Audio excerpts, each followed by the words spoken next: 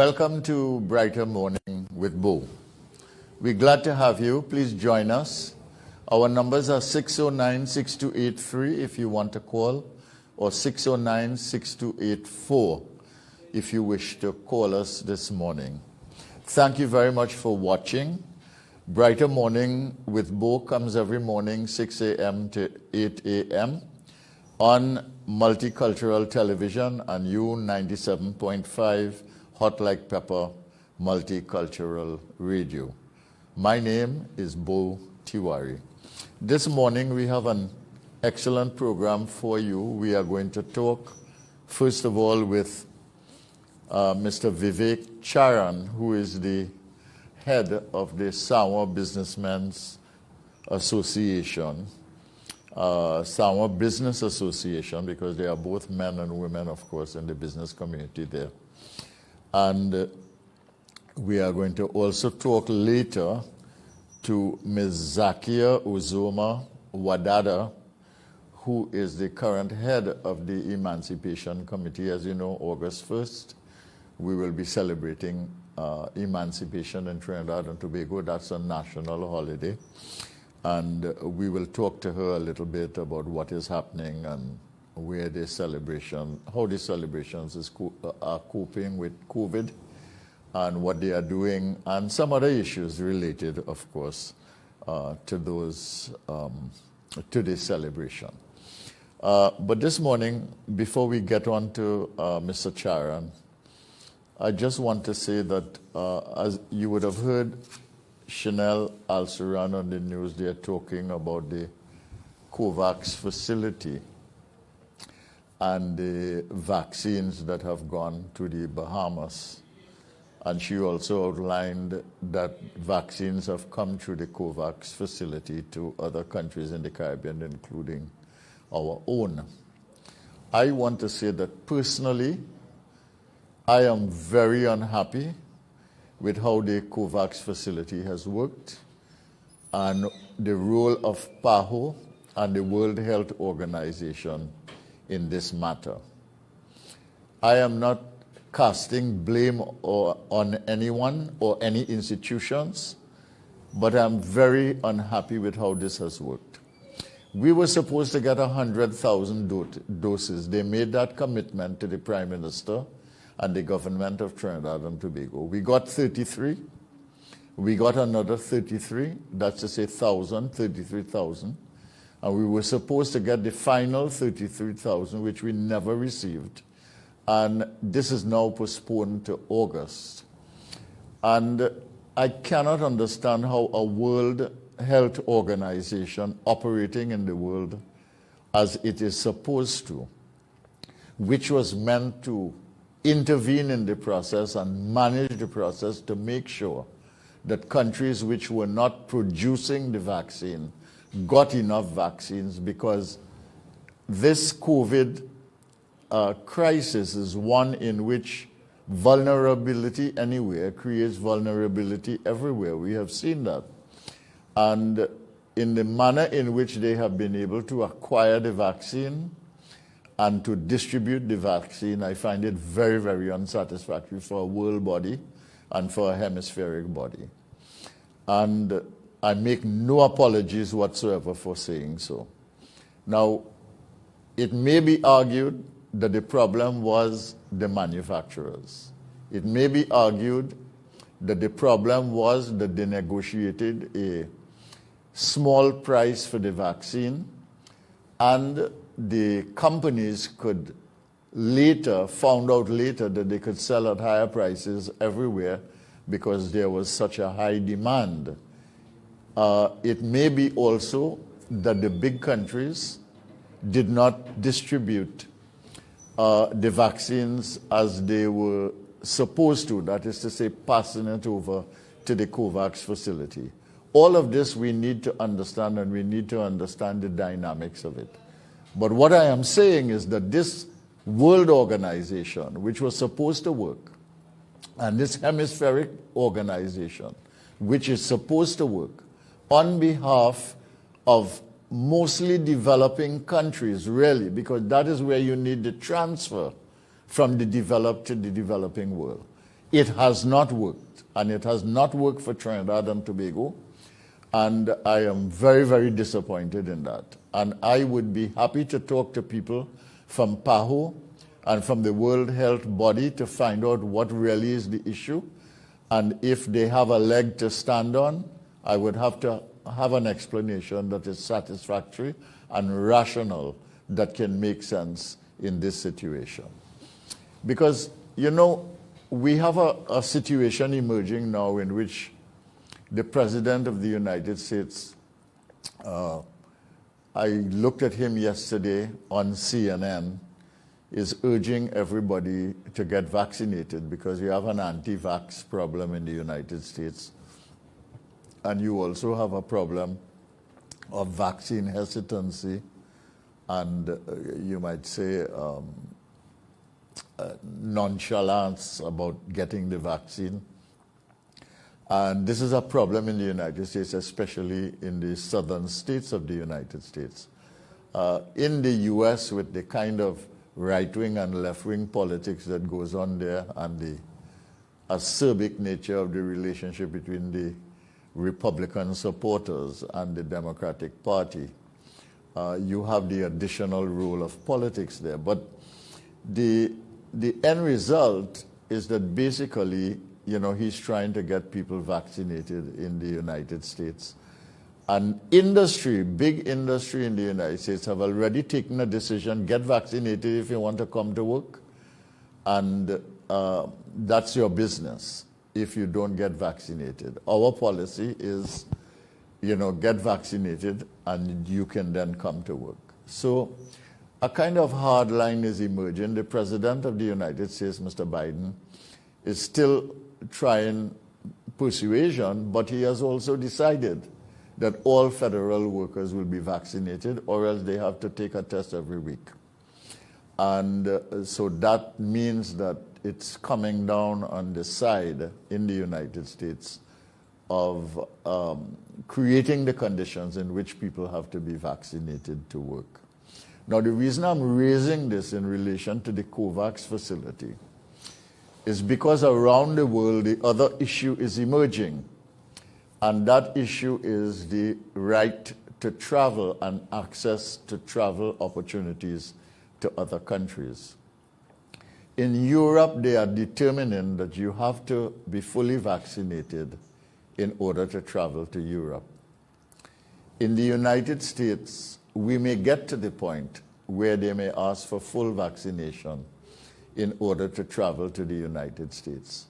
But the end result of this, if you have an industrialized world control of the vaccination production, and you have a distribution problem both with COVAX and with direct purchasing of vaccine by developing countries, and you have a low rate of vaccination in developing countries, you basically are going to set up in the world a system which prevents people from the developing world to from traveling to the developed world. And I'm going to watch this very carefully because I have some deep suspicions about what is happening and the thinking behind this thing. Migration is a world problem. I don't know if you are aware, but there are about 84 million refugees in the world. There are about 6 million stateless people in the world. You have about 36 million children, all right, who have left their homes and without parents are in different parts of the world. And I don't know, I have my suspicions about how this developing set of decisions around the issue of vaccines and vaccinations as a consequence of COVID, how this is going to be used to manage freedom of movement at the world level from one country to another. So this is something I'm going to be following very carefully. And I want you to stay with me on this issue because it has implications for all of us. And the role of the COVAX facility, PAHO, and the World Health Organization is critical. And I find, quite frankly, that they are not asserting themselves to play the role that they are supposed to. And I find that the industrialized world is basically overdoing it with the developing world, and we will see how that emerges. We have a caller on the line. Let's take the caller, please. Good morning. Hello, good morning, Mr. Bhoe. Morning. How are you doing? I'm pretty good, sir. My contribution this morning, there's some things I want to find out and something also I want to explain. Sure. Me and my family, my brother, my wife, myself, we are over 70. And we took the vaccine. Yes. And I must say that I am very grateful that I get the vaccine because of the fact that I'm feeling well, my family is feeling well, although we had a contact with the COVID. I want to believe because I took the vaccine, I was scared the real hard part of the virus. Yeah, you probably were. There's a lot of people who would say that the vaccine is not good.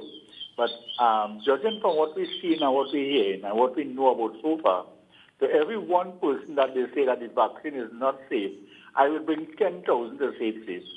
But we only had the detractors. For instance, I could call some names who are very who is not really telling people to take the vaccine. Now, what other option we have right now? We have no other option right now but to take the vaccine. So I would prefer that the people take the vaccine because, as I tell you now, we've had one or two people getting sick and whatever it is.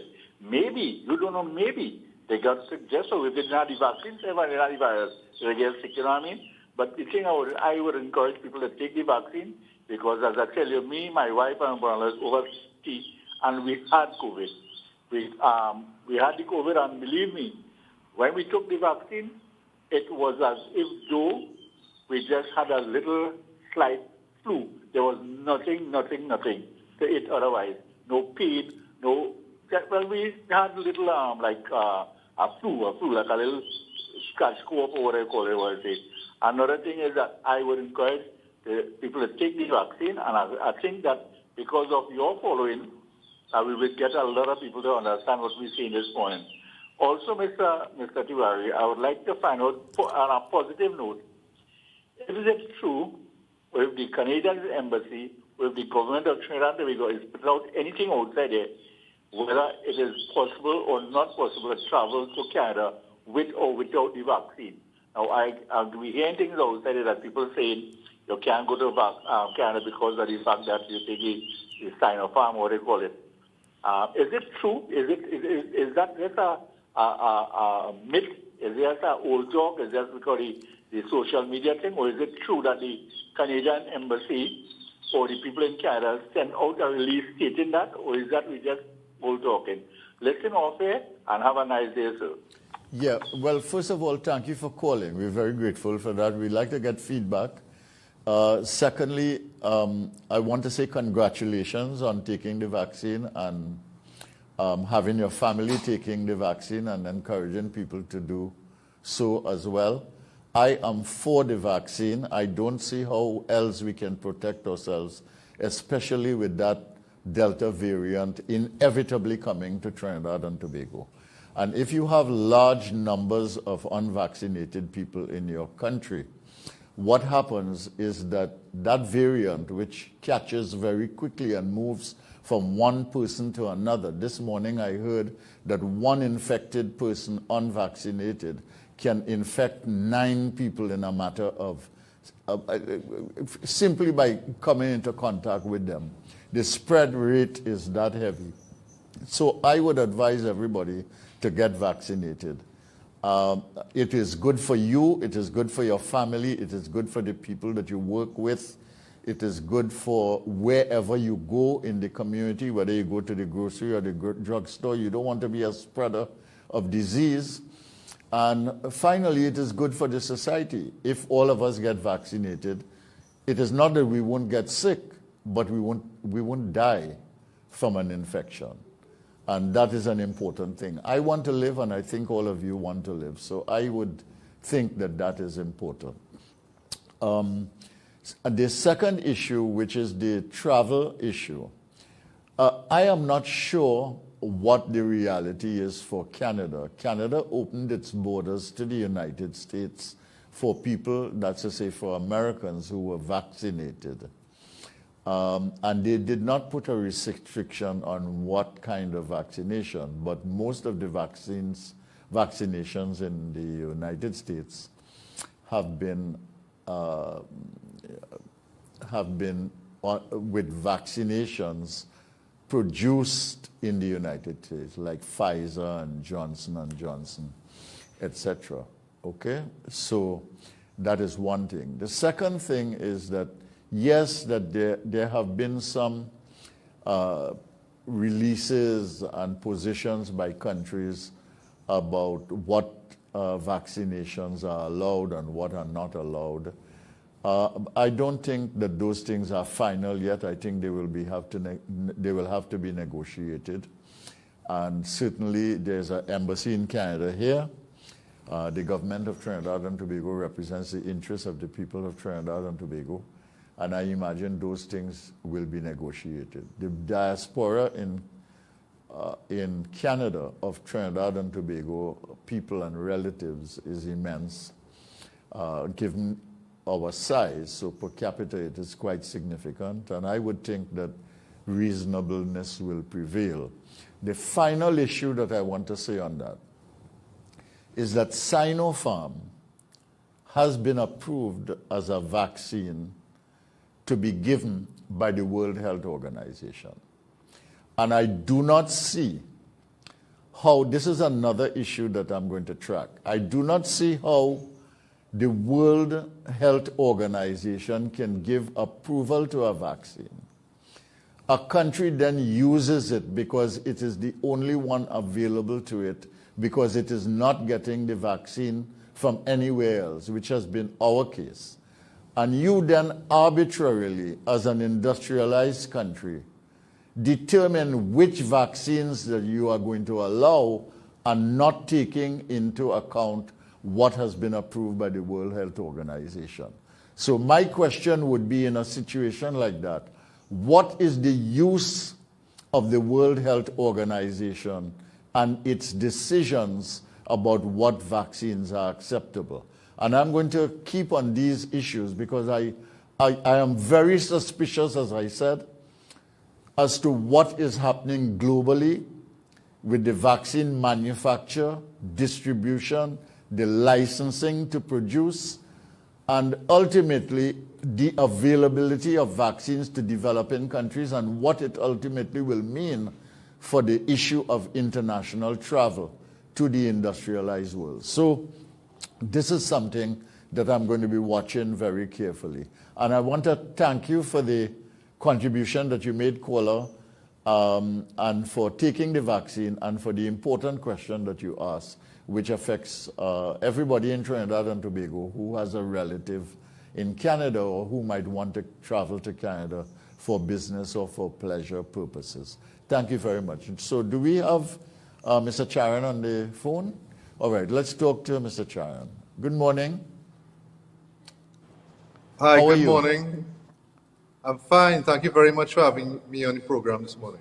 How are you going this morning? How is your business doing? Well, thankfully, bookstores have been open. We're working on limited opening hours. We're not allowed to open on the weekend. We're opening from 8 to 4.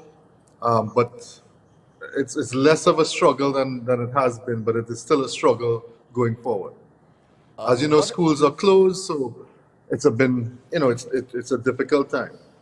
Okay, what about what has COVID done to your business? Well, I think what COVID has done to my business is, very much similar to what it's done to a lot of the other businesses. And basically, with the lockdowns and the shuttering of businesses, over, let's say, from March last year to now, we have been looking at, business not earning any income for very long periods of time.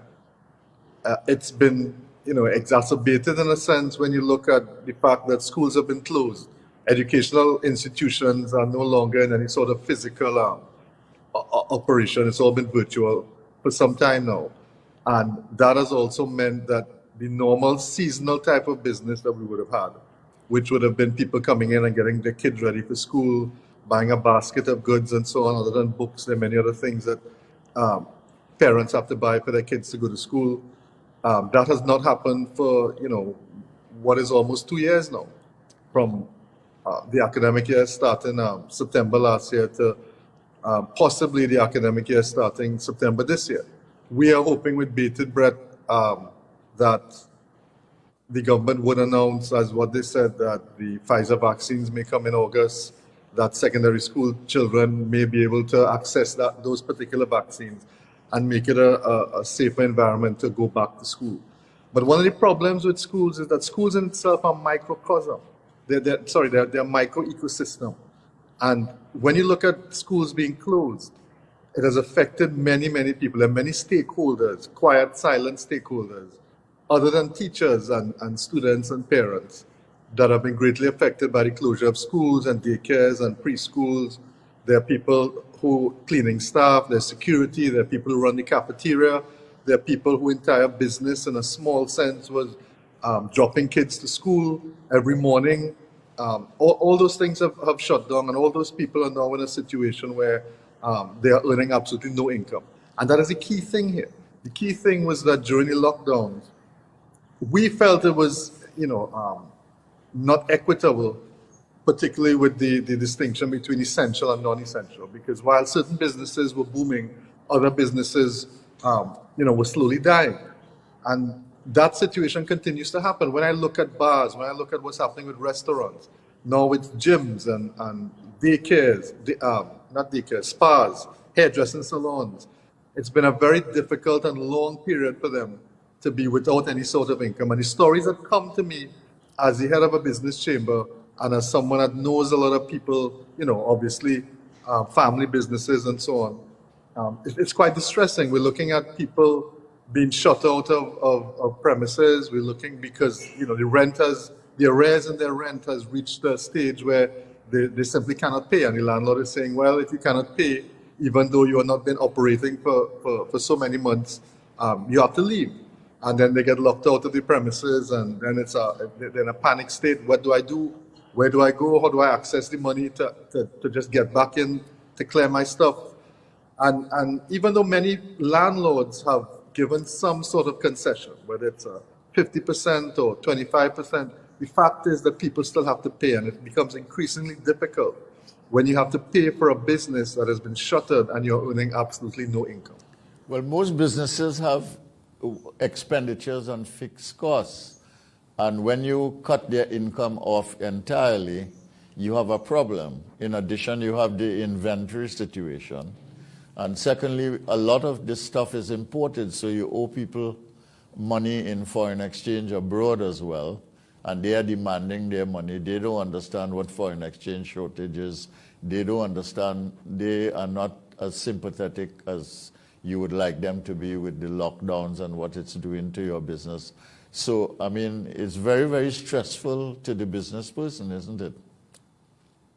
Yes, it's extremely stressful because, there's, behind every business, there's a family.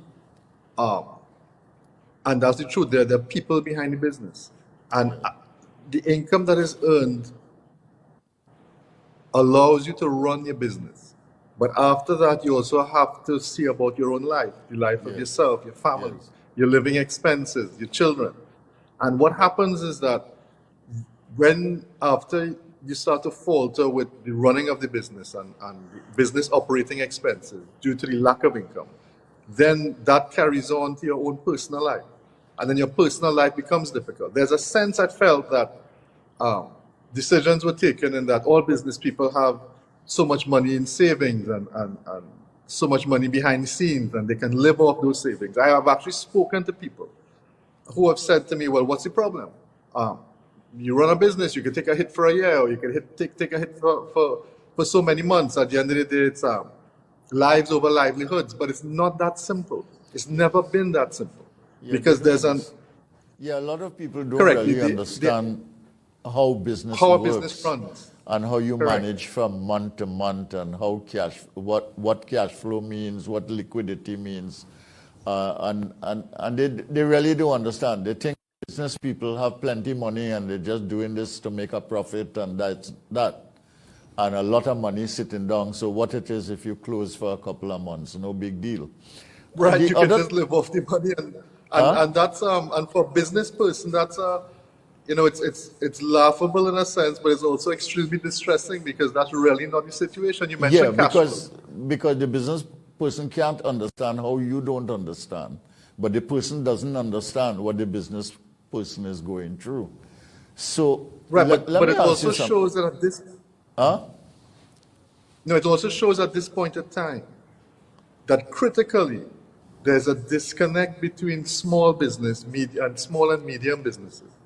That is not huge, large conglomerates and so on. There's a disconnect between how we operate and what our actual reality is, and perhaps what the government and the ministries in the government think we operate, or what they believe to be our reality. And there's a huge disconnect between that. And some of the choices that have been made during this period, I think it shows that. You mentioned cash flows, and one of the things that a business is in dire, that is very important in a business, is cash flows. Of course. Because you can't just live off your draw. Yes. So money coming in every day is also paid out. So what happens, in a sense, was that if you earn $100 a day and you pay off $10, then the rest of the money is yours. What is happening now is the opposite. You're earning $5 and paying out $10 and $20. And how sustainable is that over a long period of time? It is absolutely not sustainable. Sure. And then we have a situation of the disruption of legacies, the disruption of savings, the disruption. People are breaking into their fixed deposits. People are making a choice not to continue with their health insurance, to cash out. So there are wide-ranging effects. Because as I said, for a business person, you have the business, which is something you have to look after, and then there's your family behind the scenes that you also have to look after. Yeah. And so the pressure is, immense at times. All right. Have you been helpful and considerate to your employees? Yes, we have been. I think everybody has been to the extent that they can. And the simple fact is, what is a business without employees? Yes. What is and loyal employees, experienced employees that you have worked with for many years, for decades, because some of us have been in business for decades. You build a relationship with them because they become your second family. Because they're people that you see every day, people that you rely upon. Of course. Yeah. Correct. So you do try to do the best that you can. However, when the income isn't there for the payroll, then what can you do? Then you have to dip into your personal savings. So it's been a tough time. What many employees are facing now, when we look at the majority of the retail sector still being closed, it's difficult to understand. I have many people who have been calling in and asking for assistance, even though there have been government grants going on. I listen to conversations among staff and among workers out there, and they're saying that, okay, $1,500, how far is that going to reach in my home? $1,000, how far is that going to reach? That might just be my electricity bill and my internet bill. If I don't have internet, my child can't be on the phone. Yeah, let me ask you something. I mean, small business and medium businesses have been crying out. Nobody is really speaking for the retail industry, but without the retail distribution industry, just as you mentioned about how a school is tied to a whole set of stakeholders, so is the retail industry tied to a set of stakeholders. Nobody is speaking for them. The likelihood is, based on my very unscientific assessment, is that we are going to lose about 20% of the operating businesses pre-COVID in Trinidad and Tobago. Most of them small businesses, micro enterprises, etc. in Trinidad and Tobago. First of all, from your knowledge, inside knowledge and talking to people, is that true? And secondly, has government been responsive to the cries of the small business sector? I think I hope that it was not going to happen, and then I started to see it happening. And it started to happen, first of all, with all those small businesses that are actually on rented premises. Because as I spoke about before, how can you continue to run your business that is closed and not earning income and still have to pay rent at the same time? It's not sustainable. Yeah. And what we've had is we've had a first lockdown, and then we've had a second lockdown, and then in between that, many different types of retail businesses have had to suffer, very, very long periods of shutdown where they couldn't do any sort of operation at all. So basically, they have, you've lost your business when you can't be operating or you can't be earning income. And basically, your landlord says, listen, you know what? You have 2 months, you need to get out of there unless you can pay your raise. One of the other things is small businesses, family businesses, medium businesses don't get the respect that they have due because people see them as, we just consume vast amounts of US dollars and what's the value. But when you look at what is happening in our country, the sort of downturn in the energy sector due to the decline in energy prices, we're looking at many multinationals are choosing not to operate in Trinidad. Where are those people going to find jobs? Where are the unskilled going to find jobs, or even the skilled people going to find jobs? And the idea is that we're always hearing the private sector will absorb them, the private sector will absorb them. But where exactly will the private sector absorb them? Our manufacturing capacity is to a certain degree limited. We don't have as wide a manufacturing capacity as, let's say, some of the, like China or South America and places like that, simply because we don't have that, that amount of raw material, even to get into manufacturing and importing technology and equipment and raw materials is, there's a high barrier in terms of cost and so on. But certainly all the employment opportunities or all unemployment cannot be absorbed by manufacturing alone. It cannot be absorbed by conglomerates alone.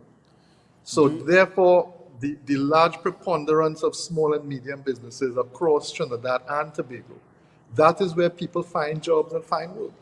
And when you have a situation where schools are closed, daycares are closed, preschools in particular are closed, then you find that women in particular as employees, or women who before have been shouldering the burden and going out there and a part of two-income households trying to make things work, they're the ones who have taken the decision to stay home with their child because there's no other option out there on the table. Yeah. So therefore, you find that many women have decided, well, I can't come out to work, not because I don't want to, but simply because I have to stay home and look after my child. Yes. So it's tied. So unemployment in our country is tied to the survival of and the growth of small businesses. All right. Let me ask you something. Government has made certain attempts in their public pronouncement to assist small businesses. They have given certain grants which they have made available through the credit union. They have asked the banks to give a short moratorium on interest to businesses. And they have provided a $300 million facility, a no-interest facility, to businesses, which has not been taken up in large measure because according to the Minister of Finance, some of these businesses are not organized enough. They don't have audited accounts or up-to-date accounts. They are not tied to the NIS. They are not paying taxes, etc. But in my discussion, my talk from time to time with businesses, they basically argue that the conditions for trying to access that facility, which you have to pay back, but which is interest-free, are very, very onerous. Do you think that the government initiatives, which they claim to be in support of small and medium enterprises and business survival, do you think that they have been adequate? And if not, what else do you think they need to do? The correct description is that it has not been adequate. Okay. And when we look at the arguments put forward for lockdowns in more developed nations, it is because in more developed nations, you looked at huge stimulus packages or huge packages, fiscal packages that were put out there to support many of the small businesses. I spoke to friends in the UK, they were ably supported by their government. I spoke to friends in America, they were ably supported by the government. But, those business saving packages or life saving packages, as I would like to call them, is also tied to the ability of the government in terms of being able to pay those things out. If you want to help, then help.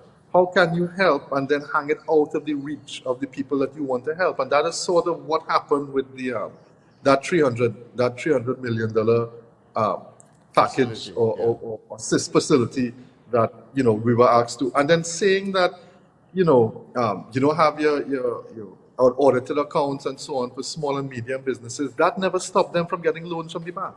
That never stopped them from getting facilities from the financial institutions. So if that wasn't a problem with the financial institutions, and how did all of a sudden it became a problem to access this this facility? I understand that you did not want you did not want the facility to be taken advantage of. You did not want people to pretend to be something and then coming to the facility and utilize money and so on.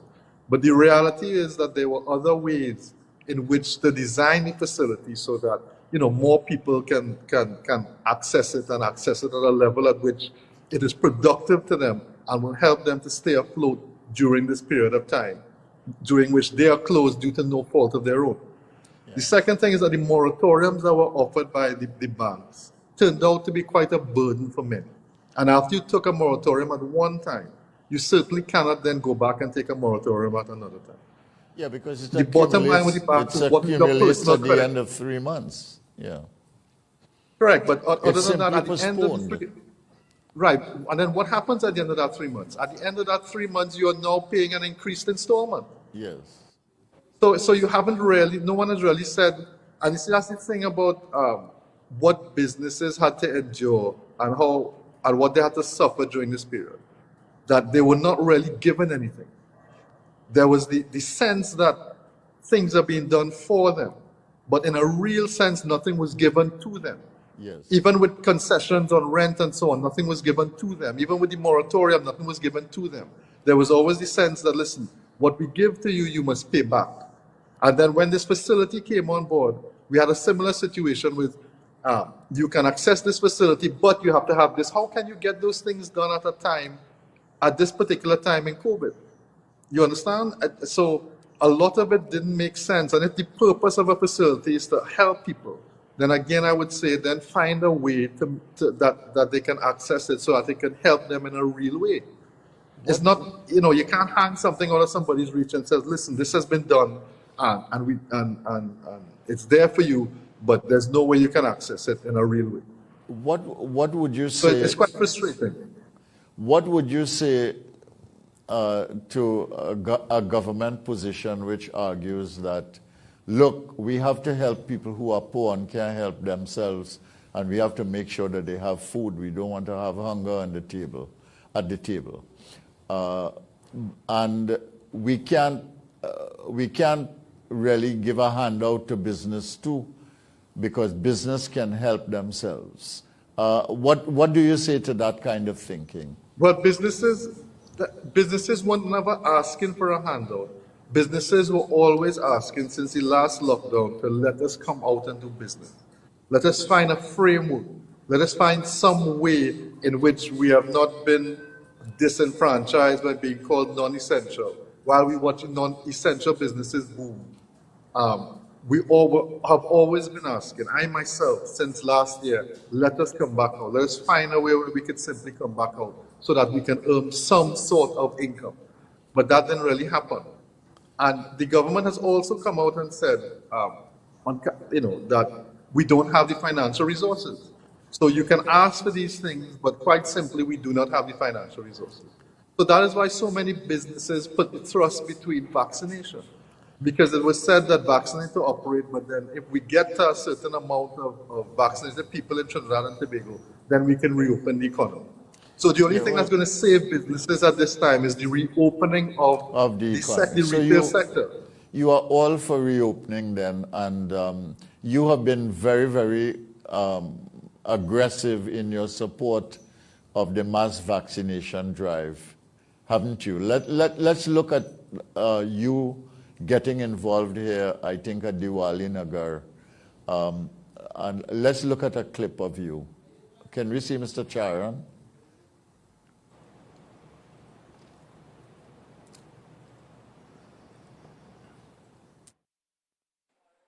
The RCN news team visited the mass vaccination site at the Diwali Nagar on Sunday. The site is being run by the business community. Initially, Trinidad and Tobago Manufacturers Association President Trisha Kusal said they were assisting with the business sector in vaccinating that community. But she announced the site was now open to the entire country. Initially, we were only vaccinating members of the business community, in particular the manufacturers. However, we have been allowed to expand a lot further, so we are now vaccinating the wider business community. As you mentioned, we have the San Juan Business Association here with us today. We have extended it to them as well as to the wider public. So anyone in the public within our republic that wants to come and get vaccinated at Diwali Nagar, we are open to that as well. We are no longer just vaccinating business. Proud to know that our reputation afloat, because it was one thing to keep their business afloat. After they couldn't keep their business afloat because of months of arrears and rent, and they finally decided, listen, I can't continue my contract anymore, I have to move on, or else my business is closed for so long now, I have to find something else to do. It's about personal survival. Charran did admit there was some vaccine hesitancy from association members, but he is encouraging persons to take the vaccines offered and pointed to comments made by U.S. President Joe Biden about the unvaccinated. Instances of vaccine hesitancy, both with employees and both with some business owners. It appears that people are waiting for the perfect vaccine. What we have been advising them to do is, why not take the vaccine now? Why wait for a vaccine that may not come? Why wait for a better vaccine next year or a year after that? One of the important things you have to look at is what is happening right now globally. And if you look at what's happening in America, where President Biden was saying that there is, right now a pandemic in America, but the pandemic is among the unvaccinated with the Delta variant. We had a focus, the government is focused on reopening our entire country, reopening our country internally, reopening schools, reopening daycares, reopening business, getting people back to work, getting people back to earning a living, getting people back to earning income. Andrew Chan reporting for RCN News. Okay, welcome back to Brighter Morning with Bhoe. We are talking to Mr. Vivek Charran, the president of the San Juan Business Association. And we see you here advocating for the vaccine because you want the economy to open up, right? And we are hoping that the whole economy is going to open up soon because we have to find a way of living with the vaccine. We have to mass vaccinate, and we just have to take a decision about that. What is going to happen if you have employees who are not vaccinated or do not want to take the vaccine? I do have employees that don't want to take the vaccine. Thankfully, in my personal business, there are few. But the majority have taken the vaccine, but there are few that absolutely do not want to take the vaccine. Right. So, and I have been talking to them, I have been encouraging them almost on a daily basis to take the vaccine. And the fact of the matter is that I don't believe that I will be able to get through to them. And this is my point. If you make a decision, if you're saying that give me the freedom to choose and not take the vaccine, then we must all live by the consequences of our decision. For those of us that took the vaccine in the early days, that took it despite we were hearing about blood clots and there was all this misinformation about people dying and all the other things that can happen, people decided to go and take the vaccine and face the consequences of their actions, whatever that might have been. Some of us got through without any side effects whatsoever. Some of us had relatively serious side effects. But at the end of the day, we are on the other side of that, and we are now on that part of let's say, the citizens of the country that are moving forward and hoping for better days. For those citizens that have decided that they don't want to take the vaccine moving forward, then they also have to accept the consequences of their actions. And the consequences of their actions shouldn't hold the rest of us to ransom, which is because, people decide that they're not taking the vaccine. The government can say, well, we're going to lock down again, or businesses are going to suffer again, and people are going to have to stay at home, and people can't go back out to work, and children have to stay locked inside for another year. So, Yes. When people say, I don't want to take the vaccine because I am afraid and because of the things that are happening, then my advice is, let's look at what's happening globally. We're looking at places like the UK that has passed 70% in terms of vaccination, America and so on. And we're not seeing mass amounts of people dying and terrible things happening to people that take the vaccine. What we are seeing is a return to normality. What we're seeing is people, as a matter of fact, it's funny because people from Trinidad are now flying out and posting on their social media how they're lying in and hanging out in New York and in England and in different places. And it's funny to see because we're not there yet. And the only reason we're not there yet is that people are still not making the choice to come out and get vaccinated. I was very happy to see what I saw at Diwali Nagar. I must make the observation, however, that many of the people that were coming into Diwali Nagar were not even citizens of the country. Yeah. And that says to me that, where are we in terms of how we view what is our duty, and do we really believe that we have a duty of care to each other? Because the duty of care to each other should say that, I want to get vaccinated so that, for the best interest of my neighbor, the best interest of the people out there. We get your gist. I'm going to ask you one final question. I need a quick answer to it because we've got to close up now. We move into the news. If we open up the economy and we get back to some level of normalcy in commerce, how many businesses do you think, in your estimation, and I know it's a guesstimate, how many businesses do you think will not be able to open? I think it will run into a couple of thousands. I do believe it will run into a couple of thousands, if not more than that, because it's going to be, when we get back out there, we're starting from less than zero. Yeah. For many people, they have to now find a place to rent, find that money to actually put up for that deposit for a couple of months' rent, restructure their place, bring in all their equipment again, restock it. And where's that money coming from? When a lot of that money has been, depleted over the months. So it's going to be a long haul to get back there. We're going to have to close now, Vivek. I want to thank you for coming on the program, Brighter Morning with Bhoe, and talking so straightforwardly and honestly with us. We're glad to have you on. We hope you'll come another time. And all of you listeners, viewers of MCTV, listeners on 97.5. This is Brighter Morning with Bhoe. My name is Bhoe Tiwari. We were interviewing Mr. Vivek Charran of the San Juan Business Association. And we move on now to Chanel Al-Suran with the news.